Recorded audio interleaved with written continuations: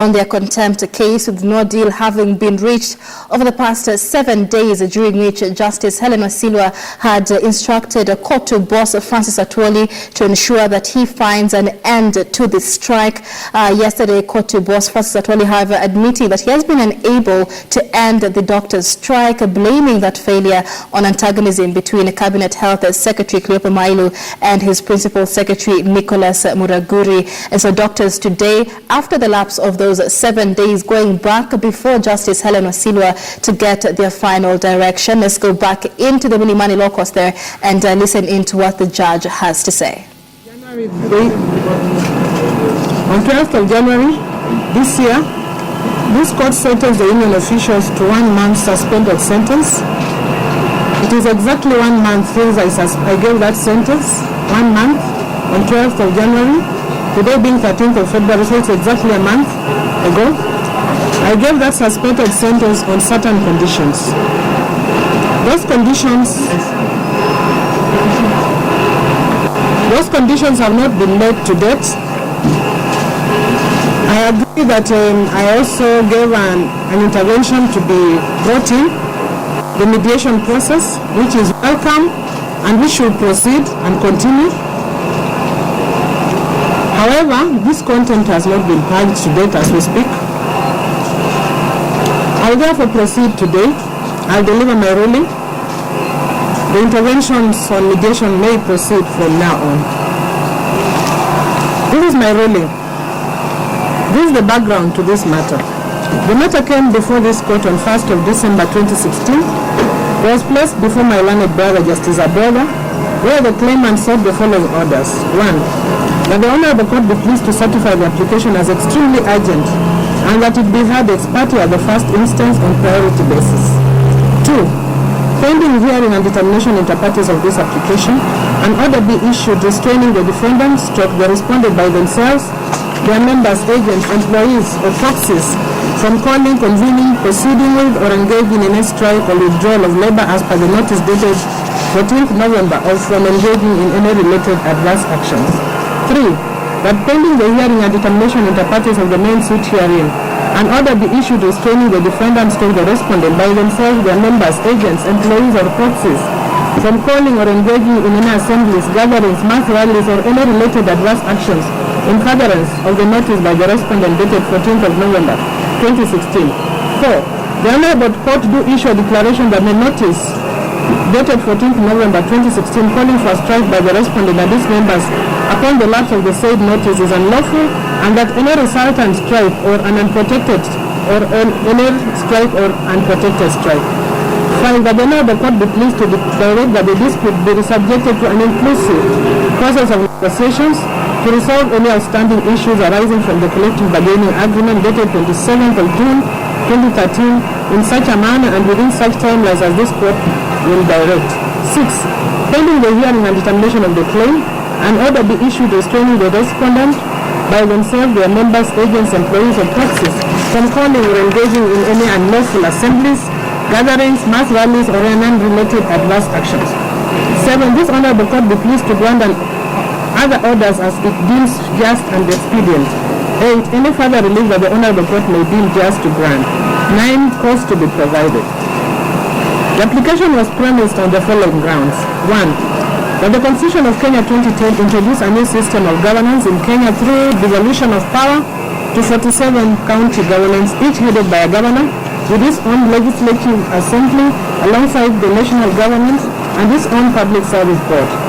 2. That Article 186 and the first schedule of the Constitution sets out the functions of the respective levels of government and places county health services within the mandate of the county governments. 3. That to coordinate the functions of the counties and converge on issues of common interest, the Intergovernmental Relations Act No. 2 of 2012 established a council that brings together the 47 governors and that is known as the Council of Governors, the plaintiff, the applicant hearing. 4. That the defendant, the respondent, represents members who before the coming into force and implementation of the 2010 Constitution were employees of the Public Service Commission. 5. That after the 28th of March 2016, when the county governments officially commenced operations with the swearing in of governors, members of the defendants to applicants ceased being members of the employees of the Public Service Commission and became employees of the county government, reporting to the County Public Service Board of each county government. 6. That on the 14th of November 2016, the defendant and the respondent issued a 21-day strike notice addressed to the head of public service. 7. That the respondent and further threatened to proceed with the strike and paralyze the public health system and go and to ground emergency services at public health facilities across the country. 8. That the strike notice is within the respect to a collective bargaining agreement entered into on the 27th of June 2013 between the Ministry of Health and the respondent. 9. That the dispute, the Council of Governors and the county governments having been in place by June 27, 2013, they were never involved nor informed of the negotiations towards a collective bargaining agreement eventually executed on 27th of June 2013, and yet the same was with respect to employees of counties. 10. That the dispute express constitutional provisions relating to the mandate of the Salaries and Remuneration Commission, the defendant, the respondent, together with the Ministry of Health, hastily executed the collective bargaining agreement on 27th of June 2013 with no regard to the Constitution and the mandate of the Salaries and Remuneration Commission. 11. Further, and in addition to the above, the Court of Appeal in Kenya seems that they affirmed the centrality of the SRC in the determination of the remuneration and benefits of all public servants in a decision that is unchallenged to date. 12. The plaintiff, the applicant, wishes to bring to this honorable court's attention the fact that following a stakeholders meeting held on the 27th of November 2016 at Lyco Health Hotel regarding the collective bargaining agreement dated 27 June 2013, it was agreed among others as follows. 1. That the already signed collective bargaining agreement was incapable of being registered in its current form without reviewing it to ensure inclusivity. 2. That the collective bargaining agreement ought to recognize changes occasioned by the devolved government structure and the necessity of incorporating the county governments as an employee of doctors at the county level. 3. That the respondent engaged the claimant hearing with a view of having recognition agreements between the respondent and the county governments. 4. That the respondent incorporates county governments in the collective bargaining agreements as an employer. 5. That key factors in the collective bargaining agreements be delineated in terms of legal, policy and administrative, and that the various actors address their specific mandates with respect thereto.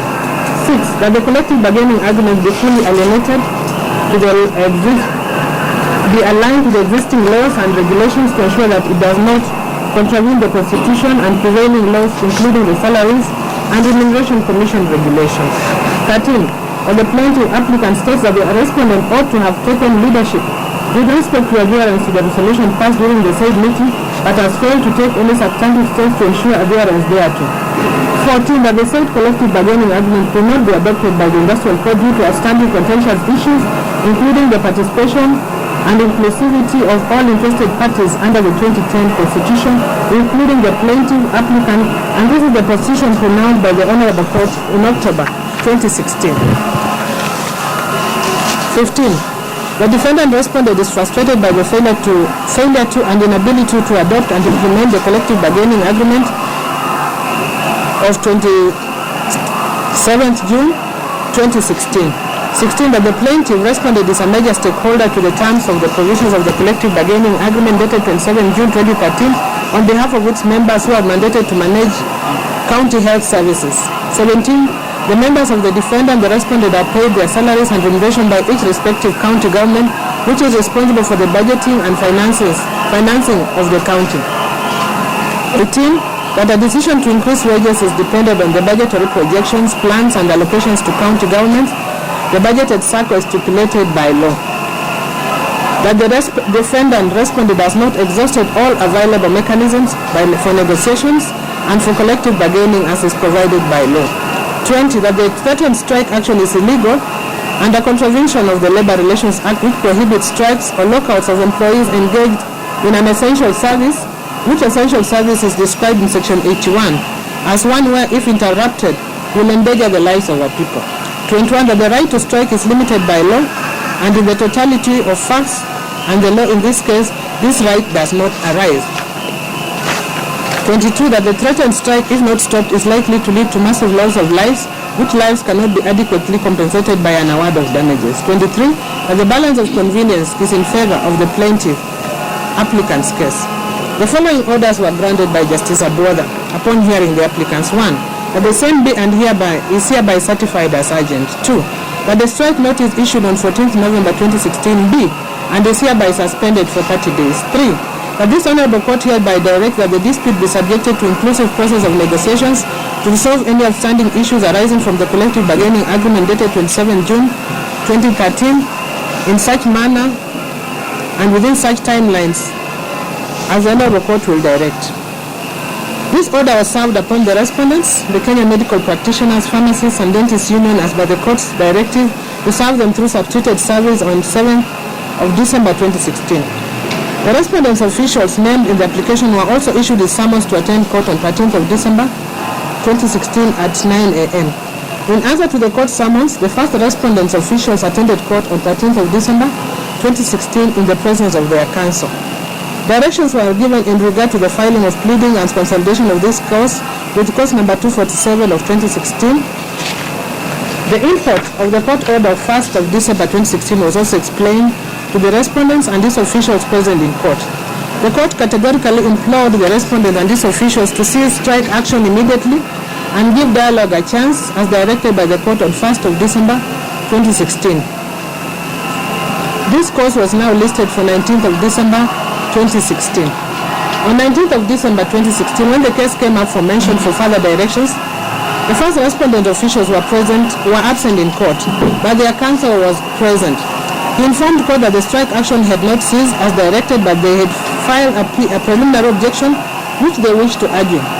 Counsel also informed court that they could not have obeyed the court order because the strike had already commenced. The court found the first respondent and these officials were guilty of contempt of court orders of 1st of December 2016. Warrants of arrest were issued against the contemnants which were to be enforced by the OCS Kilimani police station. The matter was subsequently slated for mention for further directions on 12th of January 2017, on which date they were sentenced to 1 month suspended sentence effective 26th of January 2017. The respondent then proceeded to file another application dated 9th January 2017, wherein they said the following orders. 1, that the matter be certified urgent and be heard ex parte on the first instance. 2, that execution of the court order of 20th December be stayed pending hearing and determination of the instant application. 3, that there be a stay of the ruling and orders of 20th December 2016, directing the applicants to appear for sentencing for contempt of court orders pending hearing of the respondent's application filed in the Court of Appeal on 28th of December 2016. Further, the Honorable Court directs that the cause of the application do abide in the appeal. The application was premised on the following grounds. 1, the applicants intend to appeal against the entire ruling and orders of the Honorable Lady Justice Helen Wasilwa delivered on 20th of December 2016 and have already filed a notice of appeal dated 21st December 2016 according with Rule 71 of the Court of Appeal Rules 2010. 2, that the applicants have already requested for certified copies of the orders and proceedings for purposes of lodging their record of appeal. 3, that the applicants have an arguable appeal with high chances of success, which raises issues of significant importance on the relationship between the applicants and the respondents as relates to the devolved system of government. 4, that the applicants on 16th of December 2016 raised a preliminary objection to the jurisdiction of the Honorable Court in hearing and determining the cause number 2486 of 2016. But the Honorable Court, Lady Justice Helen Wasilwa, proceeded to hear the matter without taking the consideration of the preliminary objection and found the applicants in contempt of court order of 1st December 2016. Number 5, if interim stay is not granted, the applicants shall be sentenced, and there is real and pertinent danger that unless this court stays the orders of 20th December 2016, the applicants shall be sentenced and are likely to be committed to civil jail, and arrest warrants are going to be executed and to the extreme detriment of the applicants.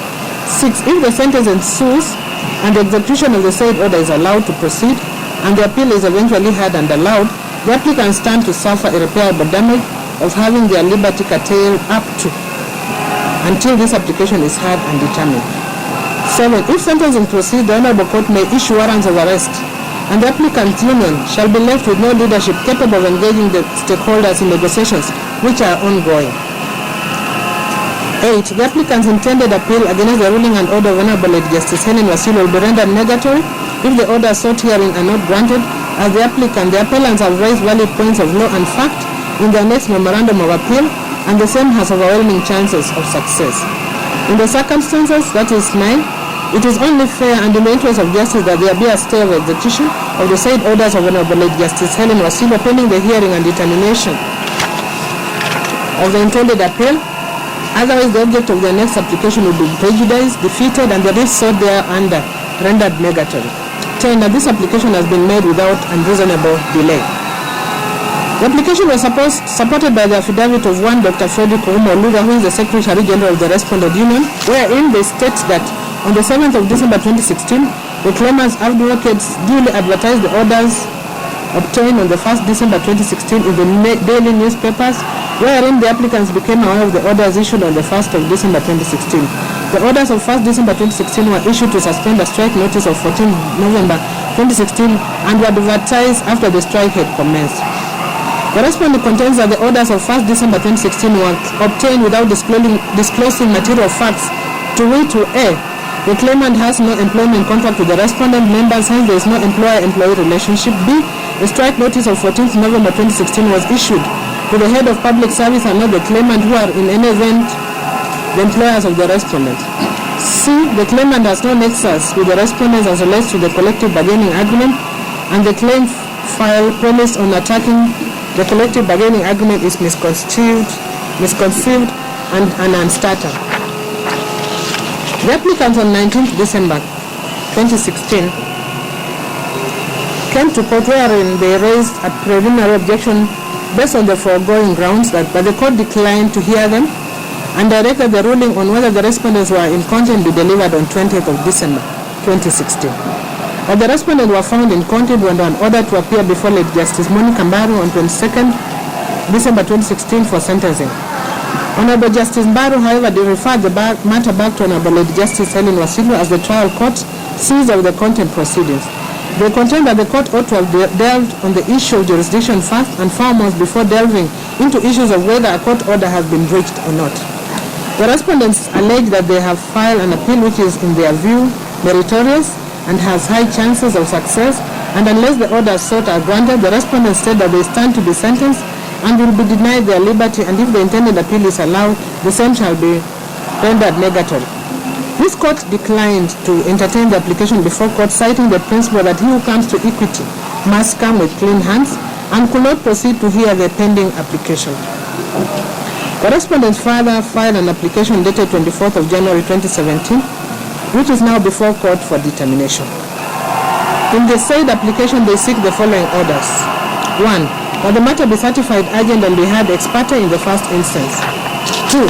That the Honorable Court be pleased to review its orders of 12th of January 2017, sentencing the 2nd to the 8th respondent applicants to a 1-month suspended sentence effective from 6th January 2017.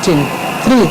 Pending review of its orders of 12th January 2017, sentencing the 2nd to the 8th respondent applicants to a 1-month suspended sentence effective 26th January 2017. This Honorable Court order that the execution of the 1-month suspended sentence effective 26th January 2017 be suspended for a further period of 2 weeks.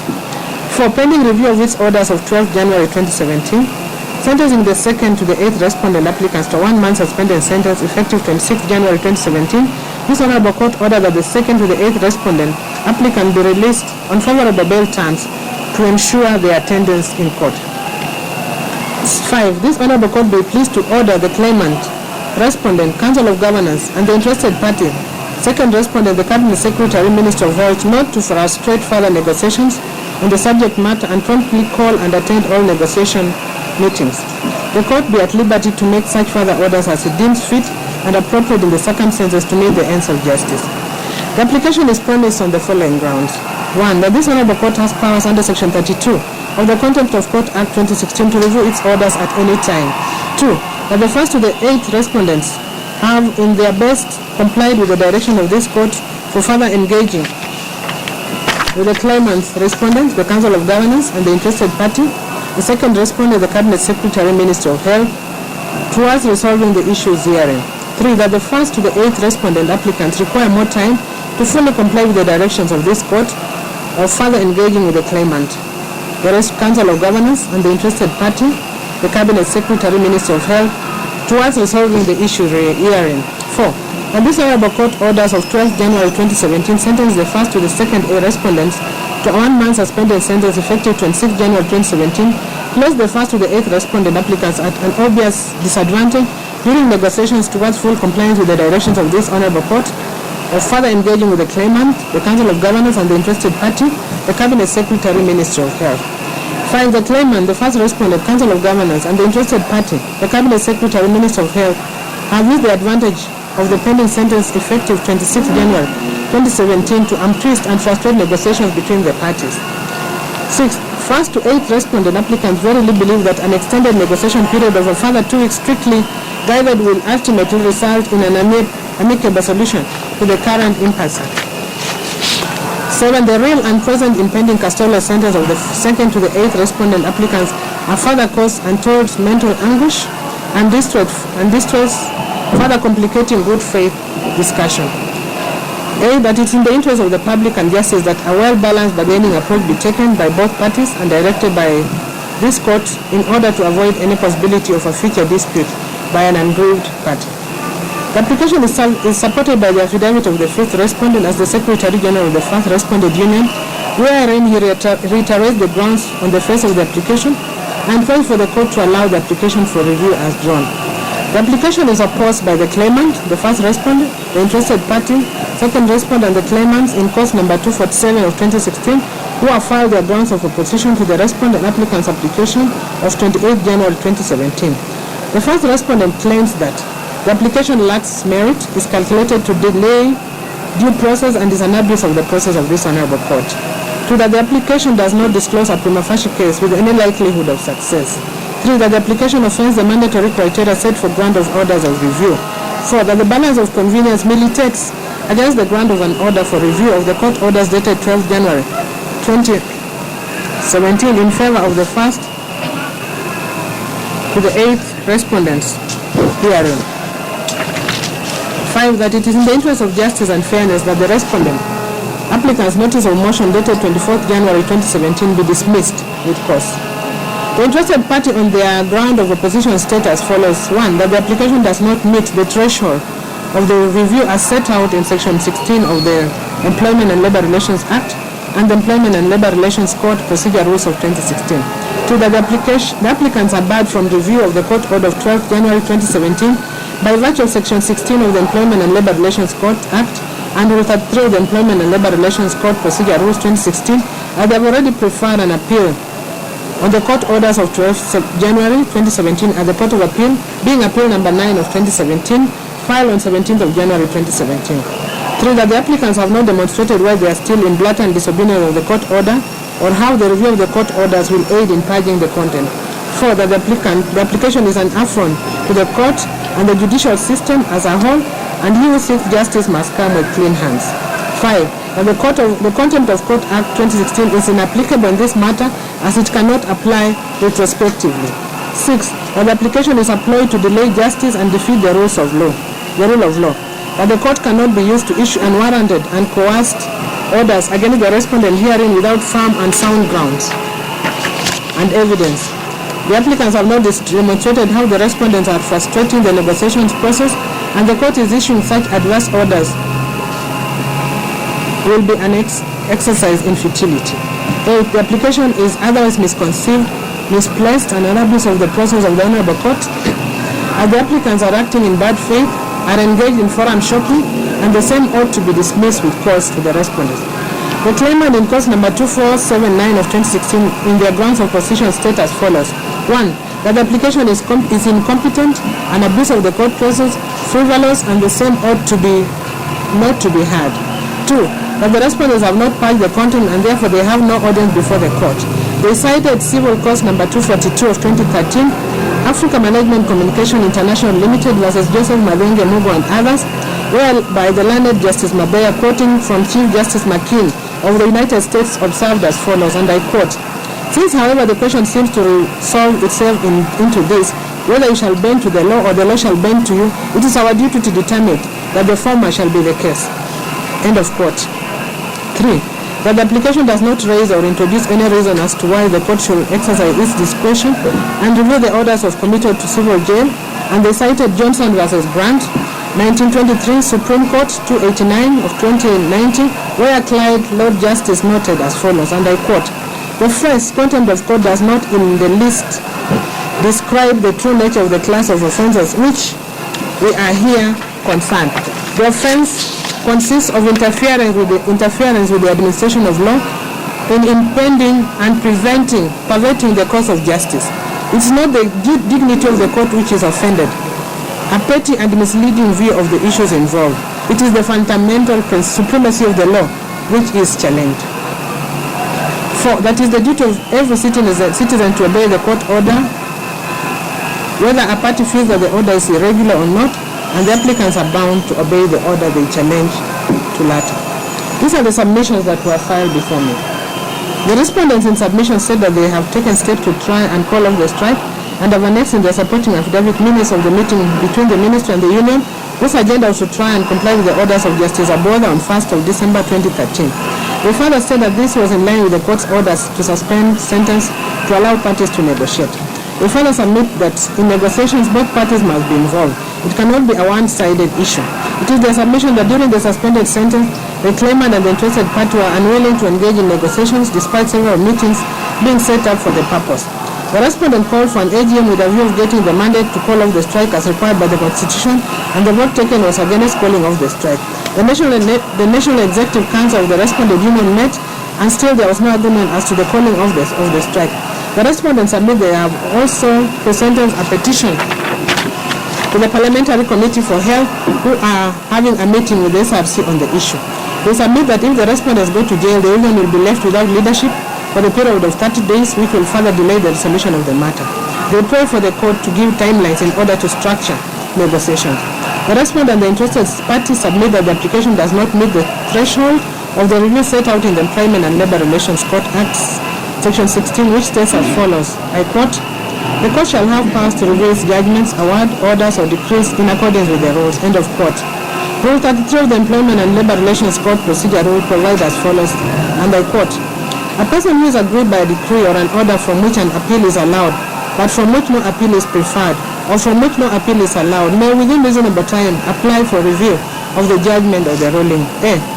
If there is discovery of new and important matter or evidence which, after the exercise of due diligence, was not within the knowledge of that person or could not be produced by that person at the time when the decree was passed or the order made. B. On account of some mistake or error apparent on the face of the record. C. If the judgment or ruling requires a clarification. Or D. For any sufficient reason." But the applicants have already filed an appeal against the ruling of this court, and as such, review orders cannot apply. They rely on the case of William Karani and 47 others versus Michael Omala Kijana and 2 others, Nakuru Court of Appeal 43 and 153 of 1986, explaining the nature of review stated as follows. Section 80 and Order 14, now Order 45 of the Civil Procedure Rules 2010 is a means of airing gross or obvious errors when an appeal is allowed by the Act from a decree or order but no appeal has been preferred, and secondly in cases where no appeal is allowed at all. From the nature of Section 8 and Order 44, both procedures cannot be adopted at once. Hence, supposing that an appeal is allowed by the Act but has not been preferred, review may be taken if appropriate. Once an appeal is taken, review is ousted and the matter to be remedied by review must merge in the appeal. The second respondent also relies on the case of Board of Governors, Moi High School, Kabarak and another versus Malcolm Bells, Supreme Court, petition number 6 and 7 of 2013, and reported, where it was succinctly alluded that a court obtains jurisdiction to hear and determine matters from either the Constitution or legislation or both. Therefore, a court cannot arrogate to itself jurisdiction exceeding that which is conferred upon it by law. It must operate within the constitutional limits. Moreover, the inherent power of the court is meant to prevent its powers from being misused in such a way as to diminish its capability to arrive at a just decision of the dispute. Once an appeal has been preferred and the door for seeking the remedy has been preferred, the door for seeking the remedy of review is closed. The second respondent further submits that the Court of Contempt Act number 46 of 2016 cannot apply, as the commencement date for the same is 13th of January 2017, whereas the applicant was sentenced on 12th of January 2017. They state that the law looks forward and not backwards, as was stated in the case of Municipality of Mombasa versus Merely Limited, 1963, EA 371. The second respondent also contends that they cannot be compelled to attend any negotiation meetings until be beyond the court's mandate. They rely on the case of Wamwere versus Attorney General 2004, 1 Kenya Law Reports, where the applicant sought an order for mandamus.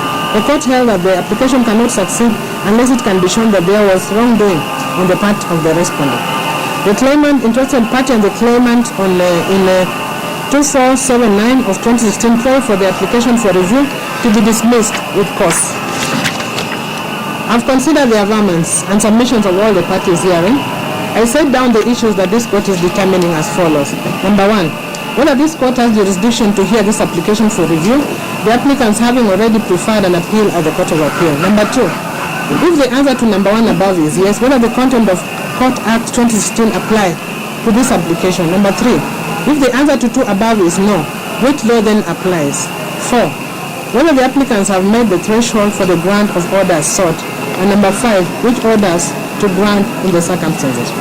On the first issue, this court draws its jurisdiction from Article 162(2) of the Kenya Constitution 2010 and Section 12 of the ELRC Act, which states that the court has jurisdiction to handle any matter relating to employment and labor relations. Under Section 16 of the ELRC Act, this court also has jurisdiction to review its own judgments, awards, orders, and decrees in accordance with the rules. The rules referred to herein are the Employment and Labor Relations Court Procedure Rules 2016, where Rule 33 of this rule state as follows.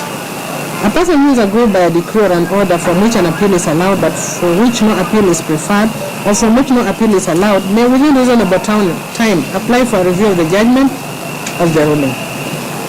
A. If there is discovery of new and important matter or evidence which after the exercise of due diligence was not within the knowledge of that person or could not be produced by that person at that time when the decree was passed or the order made. B.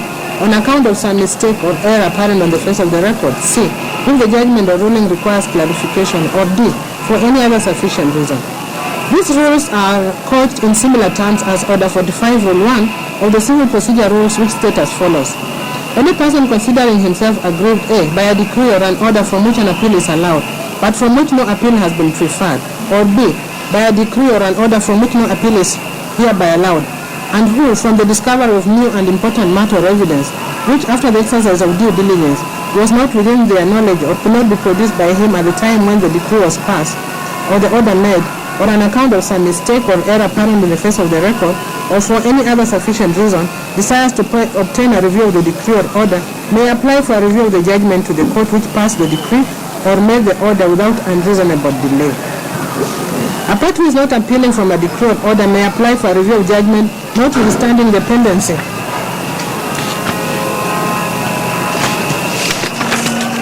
of appeal by some other party, except where the grounds of such appeal is common to the applicant and the appellant, and when being the respondent, he can present to the appellate court the case on which he applies for the review. From these rules, it's apparent that an application for review may be preferred if an appeal is not being considered, or where an appeal is not allowed. In the case of the applicants herein, however, this court has already been notified that they have filed an appeal at the Court of Appeal, and at the same time they have filed for review, which in my view is tantamount to foreign shopping.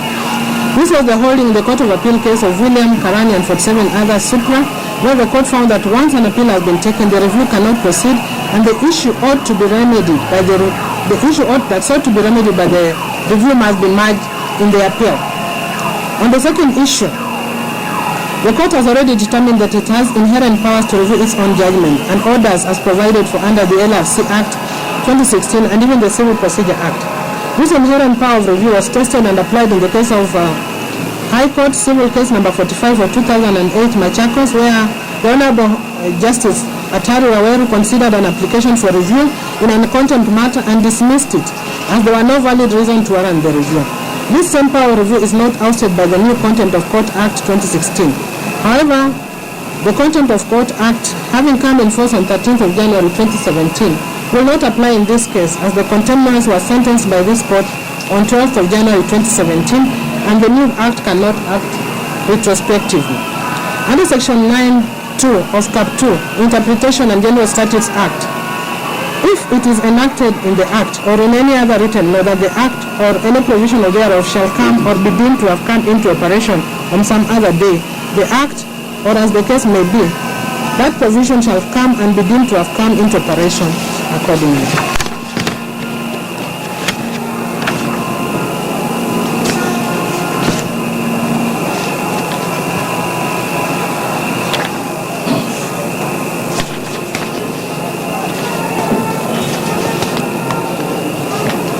In this case, therefore, the Contempt of Act 2016, it came in force as stated therein on 13th of January 2017, and so cannot apply retrospectively. This also answers my issue number 3 above. Given that I've answered issue number 1 above in the negative, it will be superfluous to go and answer issue number 4 above. Nonetheless, I will answer the question by stating that considering the parameter to be applied in declining whether to allow a review or not, the applicants must demonstrate to court that there is discovery of new and important matter which was not in their knowledge before, or that there is an error apparent on the face of the record, or that the ruling requires some clarification or interpretation for sufficient cause.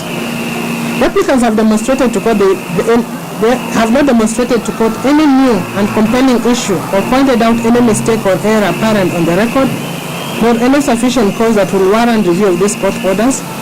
Indeed, they have submitted that they are engaging in negotiations ordered by court on 1st December 2016, but they have not explained why they chose to obey part of the order and fail as officials of Kenya Medical Practitioner and Dentist Union to call off the strike as ordered by the same court. Indeed, they have also found their inability to call off the strike, which they themselves called on. It is this court's finding that there is no sufficient reason why the court should review its order, and therefore this court declines to review its orders sentencing the applicants to 1 month jail term, and the orders of this court will now crystallize. Those are the orders of this court.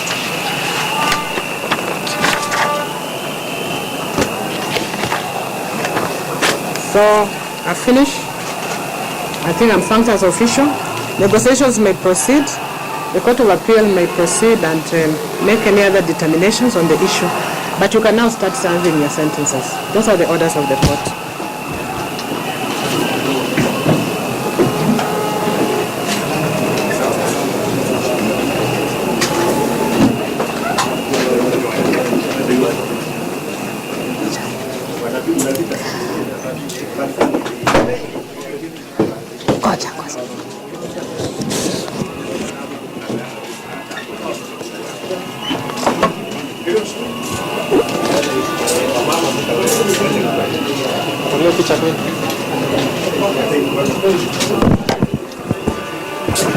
Doctors Union officials there at the Milimani Law Court, they're getting their direction from Industrial Court Judge Helen Wasilwa, a very long ruling there by the judge.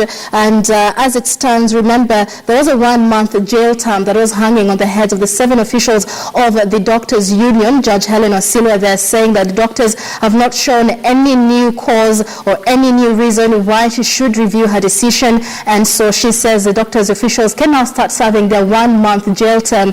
And remember, this is what the Doctors Union officials have been trying to put off for the past 3 weeks or so. And we've seen the judge there telling them that they will be serving their 1 month jail term.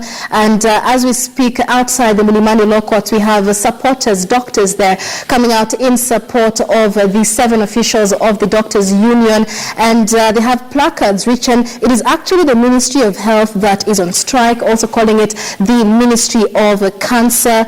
And like I mentioned, Judge Helen Wasilwa there saying that the CBA that the doctors want now ought to include the changes that have been occasioned by devolution as well as other institutions that have come in place since that CBA was signed in 2013. And so as it stands, doctors have been jailed. 7 officials of the Doctors Union will be heading to serve their 1-month jail term. Remember, the officials themselves had made it clear that they are willing to go to court should there not be a decision reached after the lapse of the 7 days that were given by the judge. So we will be waiting to see how that plays out. That is news just in. Judge Helen Wasilwa has sentenced doctors to 1 month in jail for contempt of court, and this is a 1-month jail term that was hanging on the heads of the 7 officials of the Doctors Union. They were found guilty of contempt for failure to call off the strike on the 1st of December as they had been instructed to do so by the court. And remember, it is the 71st day of the doctors' strike so far. The doctors had been in mediation with KOTU as well as the Kenya National Commission on Human Rights, both of whom were expected to come up with an end to the doctors' strike, but that was not to be. Now remember, on our Twitter poll question this morning, we were asking you, who do you think is responsible for the impasse on the doctors' strike? Who do you think is responsible for the impasse on the doctors' strike? But before we take a look at some of your comments, let's go back to the Milimani law courts and doctors outside the Milimani law courts that are set to react to the sentencing by Judge Helen Wasilwa. Let's listen in.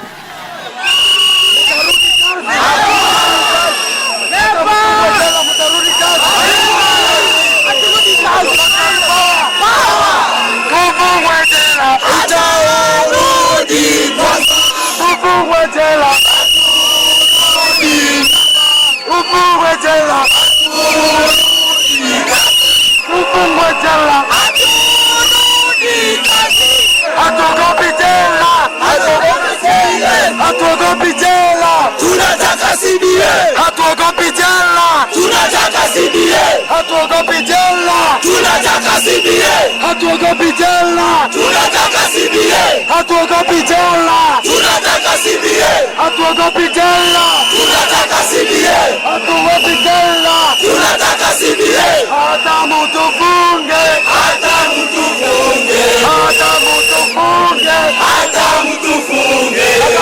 Madaktari, hata mtu funge.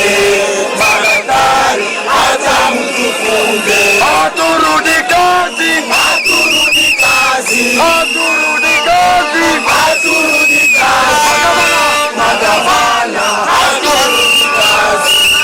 Magavana, haturudi kazi. Hata watu funge, hata watu funge, hata watu funge, hata watu funge. Magavana, haturudi kazi. Magavana, haturudi kazi. Haturudi kazi, haturudi kazi, haturudi